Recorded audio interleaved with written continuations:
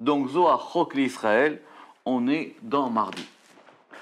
Vaïtzav Avimelech et Kolam, c'est le verset d'après, et Avimelech, il a ordonné à tout le peuple, les morts, en disant Anogea Baishaze ou Beishto, qui touche, ou Anogea, celui qui touche Baish Azé, à cet homme-là, Baish Azé, à cet homme, ou Beishto et à sa femme, Motumat, mourir, il mourra. D'accord? Alors, vous allez voir où ce Zohar il va nous amener. Mais a priori, l'idée, c'est que c'est plutôt bien ce pasouk. Puisque maintenant, c'est lui-même qui veut protéger les Havot. Parce que dites-vous bien que toutes les fois où dans la Torah, il y a des histoires avec Sarah et avec Rivka, même dans le début de Toldot, c'est que les gens, ils veulent pas que cette chaîne des Havot se fasse. Parce que ce qui est en train de se construire, c'est à la fois très fragile, mais c'est en même temps tout le binyan de tout Israël. Donc c'est pour ça que c'est très très fragile cette histoire. Parce qu'il faut, une fois qu'on aura Yaakov et Israël, ce sera une autre histoire. Mais pour le moment, on est en train de construire les fondations, quoi. Donc les fondations, il faut pas se tromper. Or là, on voit qu'Avimelech, dans le verset, il dit interdit de toucher à ça. Pourquoi, dans l'histoire d'Abraham, il voulait Sarah? Parce qu'il savait que Sarah, c'était la malchoute. C'est pour ça qu'il voulait la prendre. Le Midrash raconte que dès qu'il a mis les mains sur les pieds de Sarah, Malach Gabriel il est venu et il a frappé. D'accord? Mais ça veut dire quoi? Il lui a dit, ne touche pas à ça. Ne touche pas à ça, c'est pas pour toi. C'est pas une histoire d'adultère. L'histoire ne touche pas. Là, c'est les à votre, Habibi. On est en train de parler des patrons. Tu touches pas. Sarah et Abraham, c'est les malades, c'est au-dessus de tout. Il n'a même pas l'affaire. Donc, le Midrash il raconte qu'il a amené Sarah dans la pièce, etc. Il a commencé à vouloir la déshabiller. Dès qu'il a touché les chaussures, paf, Malach Gabriel lui dit, ne touche pas à ça, ne t'amuse pas. Ça commence pas cette affaire pour toi. D'accord? Alors, on va voir, il va nous parler de ça. Il dit, Tachazé, Kama orichleu ekucha berichu l'ershaya. Il dit, combien le Saint, béni soit-il, il est longanime avec les mécréants. Donc combien est-ce que Dieu, il est au rire? Ça veut dire qu'il rallonge, c'est-à-dire il prend son temps avec les rchaya. Pourquoi? Donc il dit, le soir, on va commencer comme ça. Donc il dit, combien est-ce que Dieu, il est au rire, il va allonger, il est longanime avec les rechaim. Begin aoutivu de'avad imavan kamay, pour le bien qu'ils ont fait avec les premiers pères. Pourquoi? Parce qu'effectivement, ici, Avimelech, c'est quand même une tova, puisqu'il a quand même protégé Yitzhak. Bien qu'Avimelech, c'était le roi des Philistines. Et les Philistines n'étaient pas des gens très sympathiques. D'accord? Mais, comme il a fait une tova au Havot, Dieu, il a dit, je vais passer l'éponge, j'attendrai longtemps avant de voir comment ça va dégénérer. Dea, Beginda, parce qu'à cause de ça, Lo shalitu beu Israël ad le batar darin batraïn, parce qu'Israël ne les a dominés qu'après les dernières générations. Il faudra attendre David Amelech pour que on puisse gagner les Philistins. Simplement pour cette phrase-là qu'il a dite, qu'il a sauvé Yitzhak, ça va le protéger jusqu'à comme ça. Des fois comme ça qu'on dit que des fois une petite action elle peut faire pencher la balance. Ça veut pas dire que le mal il est effacé, mais c'est un autre compte. Tu vois, t'as inversé la comptabilité. Donc cette comptabilité là, elle marche. Yehut avad Avimelech de'avad tivui Yitzhak. Et Avimelech, il a bien agi parce qu'il a fait du bien à Yitzhak. De'amarle, parce qu'il lui a dit, Ine artsi lefanecha batuv be'enecha hashev. Voici ma terre, elle est devant toi. Lefanecha batuv be'enecha, où est-ce qu'il est bon à tes yeux? Shev, tu vas t'installer, habite. On est revenu plus haut dans la Torah. Il ne s'agit plus maintenant d'Avimelech par rapport à Yitzhak, mais d'Avimelech par rapport à Abraham. Rabbi Yehuda Amar, Haval Aleud Irshaya. Rabbi Yehuda, il dit, dommage pour les mécréants. Des tivuta deleun la vi ushalim. Parce que même quand ils font du chesed, ils ne le font pas parfaitement. On va rentrer dans ce degré. Est-ce que quelqu'un qui n'est pas dans le degré de la Torah, le chesed qu'il fait, c'est un chesed complet ou pas complet? On peut dire, regardez, voilà, ces gens-là, c'était quand même des Rishaïm. Mais à un moment, ils ont fait du chesed. Avimelech, il a dit, ne touchez pas à Yitzhak. Il a dit après Abraham, voilà, la terre, elle est devant toi. Tachazé, alors on va reprendre ces histoires de gens qui sont des ennemis ou amis, on va voir. Il dit Tachazé.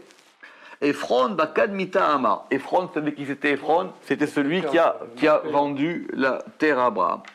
Bakadmita amar, au début, il a dit Adoni Shamani, Dieu, mon maître, écoute-moi, Asade natatilach, le champ, je te le donne, Ve'amara Sherbo, Lechanatatia, et la grotte qui est à toi, je te la donne. Donc il dit voilà, au départ, il a dit je donne, ou le bâtard Amar, après qu'est-ce qu'il a dit? Eretz Arba Meot Shekel Kasef, et à la fin, il lui a dit je te la vends 400 cycles. Donc au début, il dit je te donne, et après, il dit je te paye. D'accord? Parce qu'il a compris que ça avait une valeur pour Abraham, que quand il pensait que ça n'avait pas de valeur, il dit je te le donne, ça compte même pas. Dès qu'il a vu que ça avait de l'importance aux yeux d'Abraham, il a dit tu sais quoi, maintenant je te la paye. Mais Abraham, il préférait l'acheter. Oui, parce qu'il voulait être sûr. Abraham, on ne parle pas d'Abraham ici, on parle de lui. Abraham, il préférait que ce soit acheté pour qu'il y ait effectivement le shtar, qu'il y ait un contrat, parce qu'il voulait qu'il y ait un kinyan. Parce qu'il voulait que ce degré, d'après le Zohar, parce qu'il voulait que le degré de Adam Arishon, il soit en notre propriété à nous.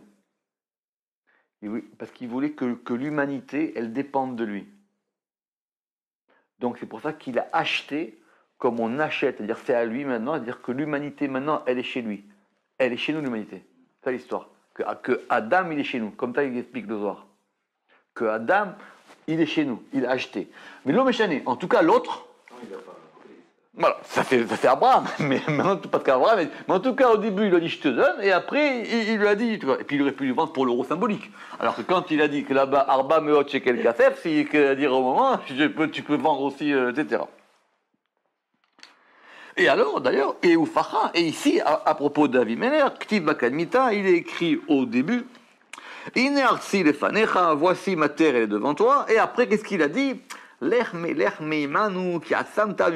dit, mais va-t'en de parmi nous parce que maintenant tu es devenu beaucoup plus puissant que nous.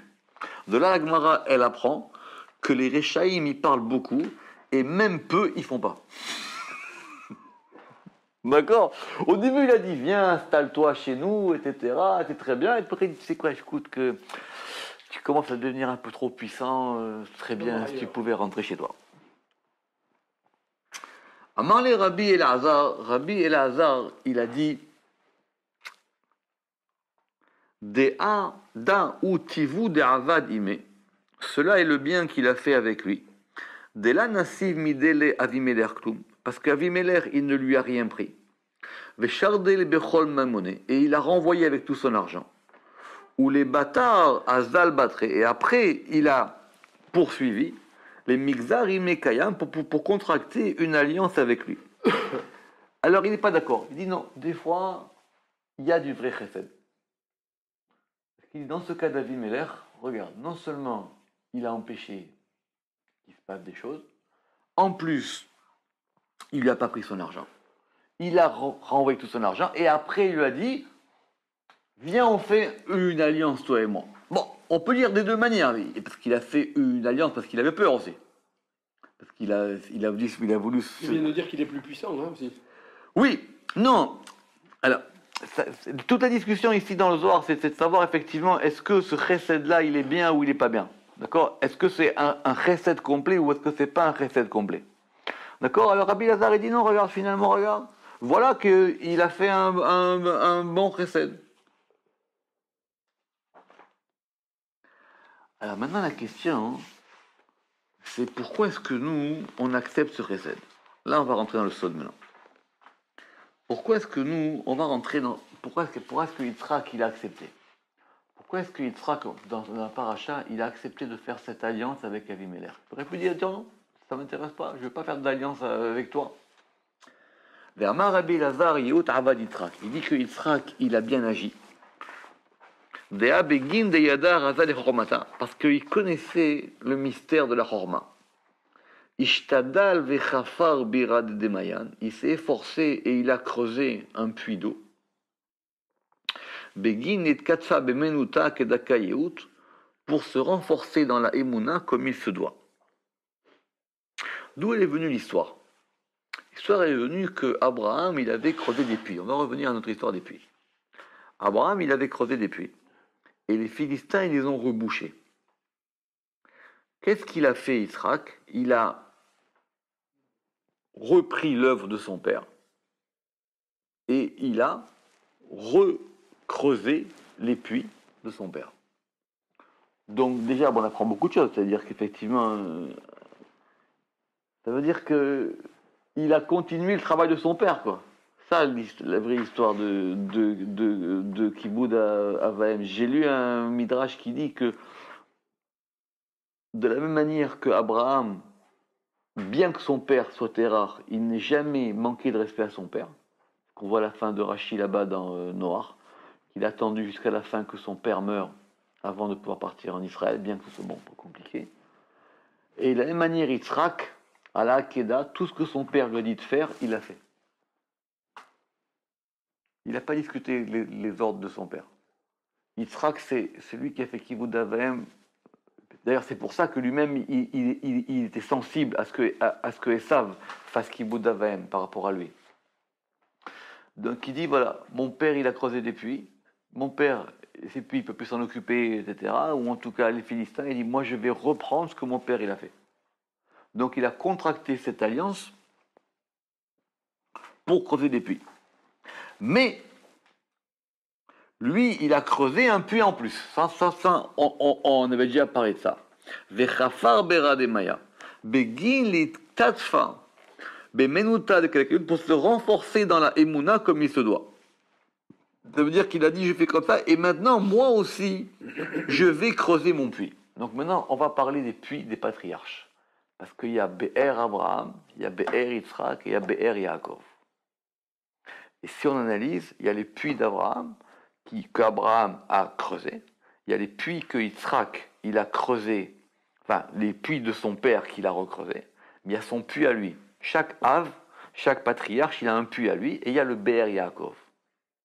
Et on verra même qu'il y a aussi Be'er Moshe. Que quand il va arriver là-bas chez Yitro, là-bas aussi, il va se mettre sur un puits. C'est un grand sujet, l'histoire des puits. Il y a Be'er Miriam aussi. Be'er Miriam, évidemment. Ken Abraham, alors il dit, mais aussi Abraham, Ishtadal, il s'est efforcé, Vechassar Berademaya, et il a creusé un puits d'eau. Vechen Yitzhak. Yaakov ashkach le mitakan veyativ ale. Alors on va y aller doucement. Il faut voir ça comme un midrash zoharique. Chaque patriarche, il a creusé un puits. C'est-à-dire quoi qu'il a creusé un puits? Ça veut dire qu'il a donné une possibilité au monde de recevoir de l'eau.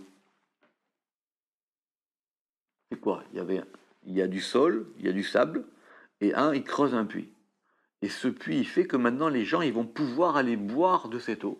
Ils vont pouvoir aller boire à ce puits. D'accord? Maintenant, un puits, tu le fais dans la terre. Donc, dans ce degré qui s'appelle la terre, chacun a creusé un puits. Le puits d'Abraham, c'était de l'eau qui vient du Chesed.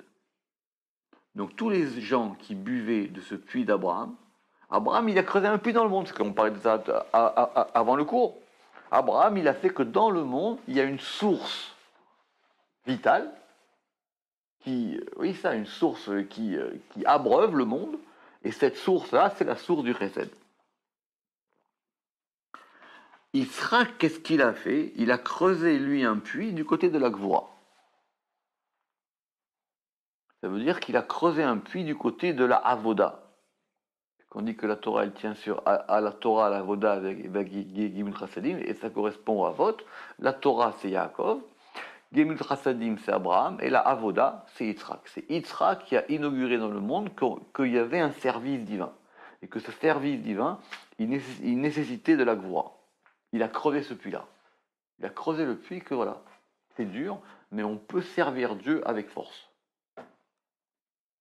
Ici, le Zohar, il dit que Yaakov, Ishkach le mitatkan.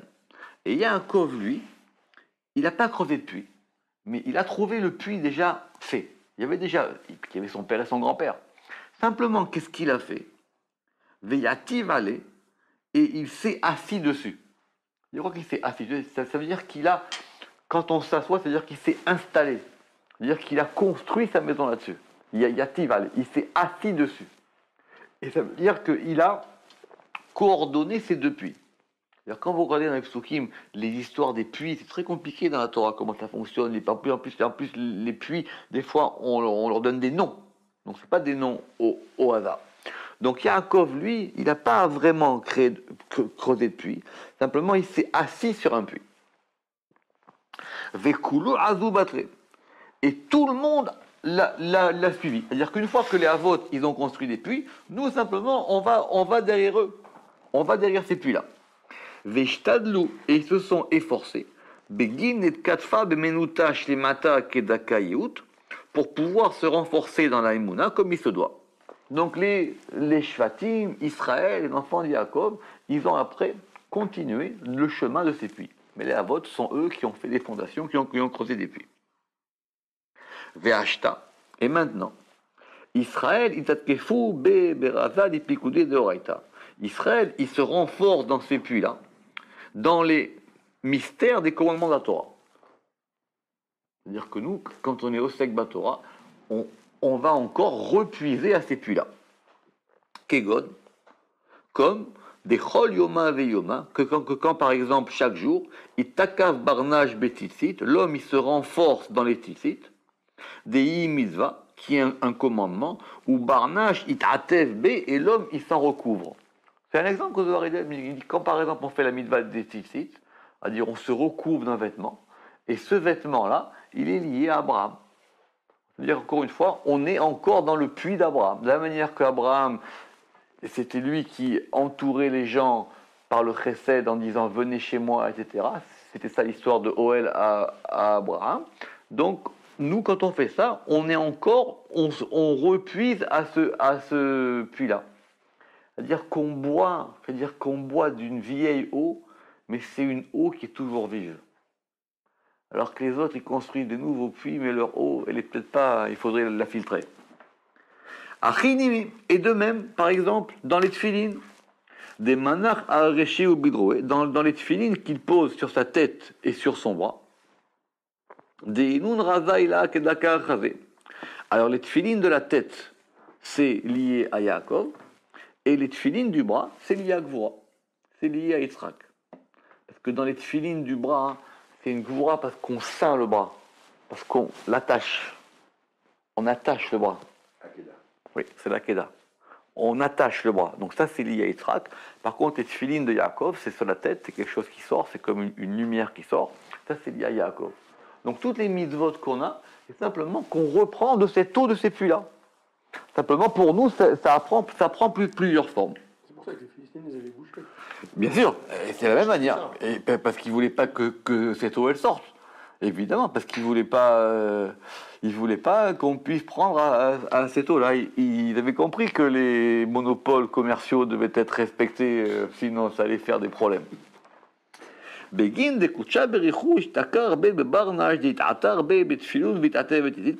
que, alors le Saint béni soit-il, effectivement, il se trouve dans l'homme qui se couronne de cette éphéline et se recouvre des tzitzit. D'accord, c'est un verset qui dit. Il dit que c'est comme ça que les nations, elles verront que le Shem Hashem, il est appelé sur toi. D'accord, c'est-à-dire que quand quelqu'un il a les talit, il a cette fille et son talit, les nations elles voient, il dit voilà, ça c'est le nom d'Hachem. Vekula razad memenuta il a et tout ça, c'est le razad, c'est le mystère de la Emouna. C'est-à-dire que bien qu'on soit en galoute, c'est pour ça que Zohar il est un exemple, quand on continue à mettre le talit et les tefilines, on montre qu'on est encore attaché à ce puits. On montre qu'on boit encore de ce puits-là. On montre que c'est notre eau. C'est finalement simple.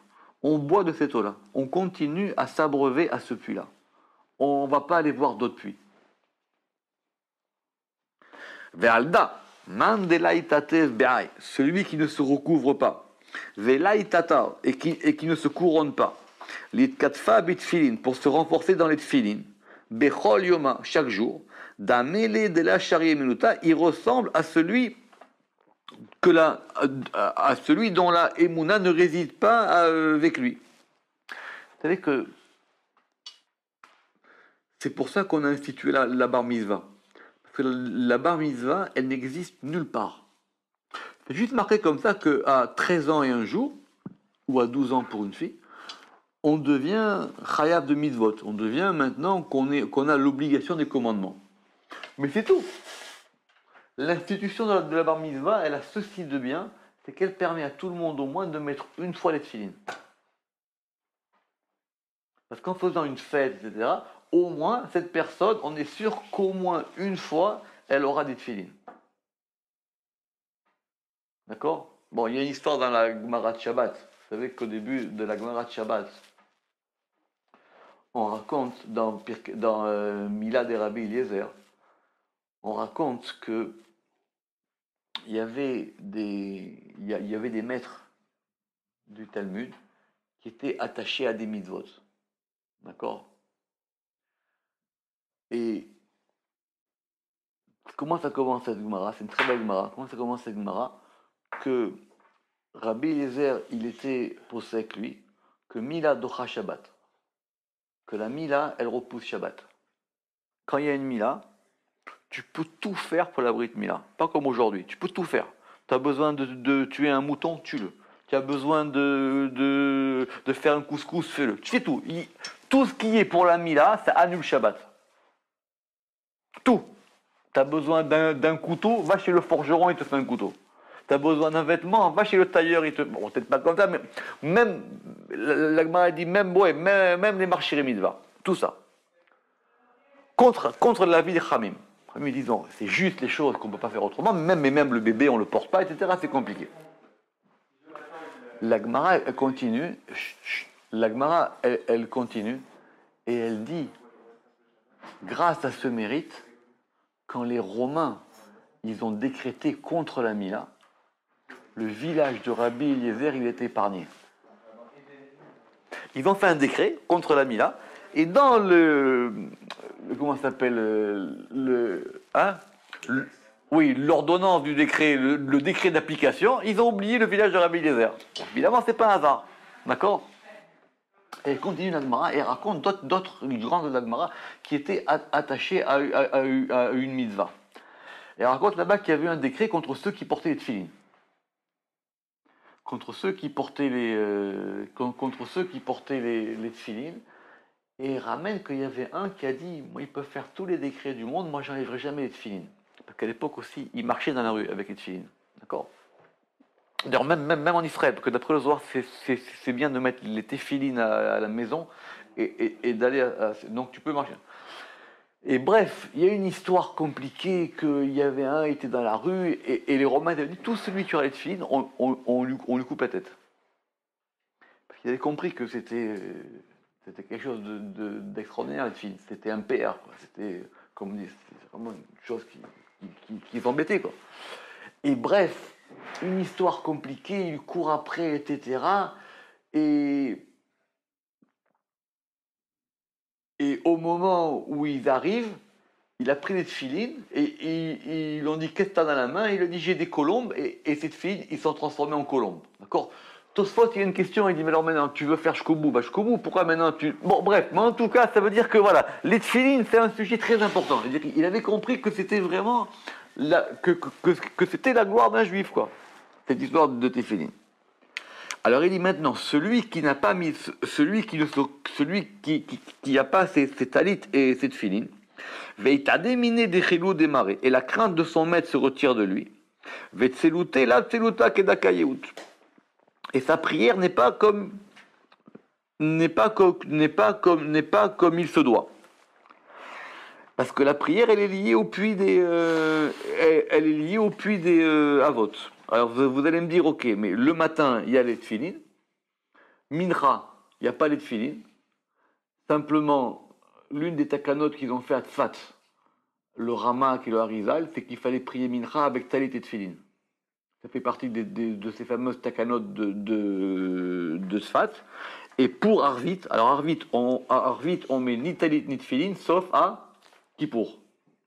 Le seul moment où on met le talit à Kippour, les téphilines non plus, mais on met ni talit ni téphilines, le seul moment où on met talit, parce que on n'a pas le droit de mettre le talit et les téphilines la nuit, c'est le jour de Kippour. Mais en tout cas, le fait de mettre les talit et les téphilines, c'est encore une fois boire dans ce puits-là. Et c'est pour ça, au Begin, c'est pour ça que les patriarches, ils se sont renforcés dans la Emuna. Begin de Beraïla'a de Reza de Memenuta Shlemata Shariabe, car le puits supérieur du mystère de la fidélité y réside. Ça veut dire quoi? On revient à notre histoire de puits. Alors ici ça a l'air simple pour commencer comme ça. On va dire que le puits, c'est l'endroit où la chose, elle va apparaître, où ça se dépose. Alors un puits, il faut le creuser. Vous vous rappelez qu'on avait parlé de ça. Un puits, il faut le creuser. Et ce puits, il peut être rempli soit des eaux d'en haut, soit des eaux d'en bas. Soit des eaux de la source, et soit évidemment, le puits, c'est quelque chose qui va permettre à ce que l'eau, elle arrive. Maintenant, ce flux d'eau, il peut marcher que s'il y a une source. D'accord? Maintenant, cette source-là, elle était là. Simplement, vous allez faire en sorte que vous soyez face à la source. Autrement dit, la source, elle existe indépendamment du puits. Simplement, le puits, il va révéler la source. D'accord? Ce puits, il va révéler la source. Donc, ce que les Havot, ils ont fait, c'est qu'ils ont ouvert des puits en bas qui correspondent à des puits d'en haut. C'est ça qui veut dire le Zohar. Mais maintenant, le fait d'avoir connecté le puits d'en haut avec le puits d'en bas, ça veut dire qu'ils ont attiré 1 degré d'en haut, et chacun a eu son puits. Donc chacun, il a attiré son degré à lui en haut, et il l'a fait venir dans l'en bas. Donc il y a 1 degré d'où ça provient, 1 degré qui est attiré, et il y a 1 degré révélateur. Le degré révélateur, c'est la terre. C'est-à-dire qu'ils ont fait ça, qu'on pourrait bien dire, c'est-à-dire qu'ils ont amené ça dans le monde. Donc dans le monde, ils ont dévoilé 1 degré, mais ils ont révélé dans le monde 1 degré qui venait d'en haut. Ce sont des fondateurs. Maintenant, la force des Havot, c'est que ces puits-là, ils sont toujours continués en permanence. Donc, cette eau-là, on peut toujours y avoir accès. On a besoin toujours d'être relié à cette eau-là.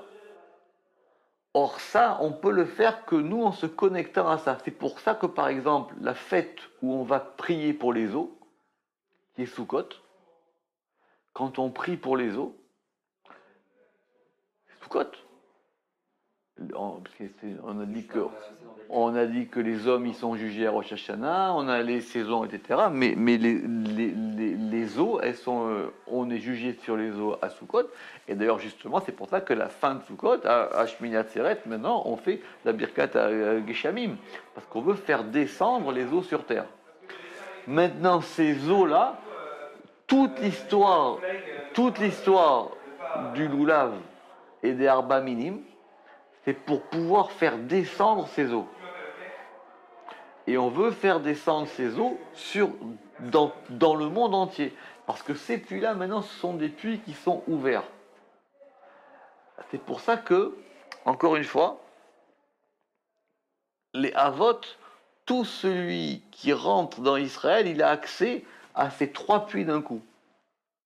C'est pour ça que les Havot, ce sont les pères au sens strict aussi. Ce sont aussi les pères de tous les convertis. Ce sont les pères ce sont les pères de tout Israël. Parce qu'ils ont ouvert ces puits, non seulement pour eux, non seulement pour le monde, mais pour tous ceux qui veulent effectivement y boire. Le Zohar, il dit que le puits d'Abraham, c'était un puits qui le suivait. Il y avait un puits qui le suivait aussi. Et il avait ce puits-là. Et d'ailleurs, ce puits, il était installé sous l'arbre d'Abraham. Abraham, il avait un arbre, et c'était l'eau qui était effectivement de cette manière. Le puits de Myriam, c'est notre histoire, mais c'est pour ça que cette notion de puits, parce qu'évidemment l'eau, c'est l'élément vital, mais dans l'eau, il y a les 2 degrés de chesed et gvura. Il y a à la fois effectivement ce degré de l'eau, c'est-à-dire qui jaillit, qui coule. Vous savez que l'eau, normalement, si elle n'a pas d'obstacle matériel, elle se répand pas à l'infini, mais en tout cas sans fin. Mais il faut la creuser, cette eau. C'est pour ça que Yitzhak, lui, c'est lui qui est lié au puits. C'est pour ça qu'on dit en général Be'er Yitzhak. Et ce que nous, on veut, c'est déposer ces choses-là dans les puits.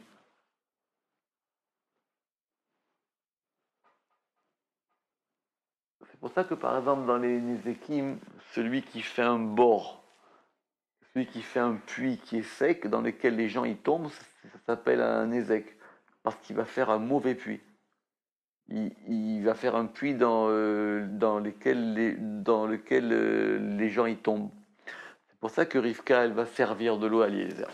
Baruch Adonai Leolam, Amen ve Amen.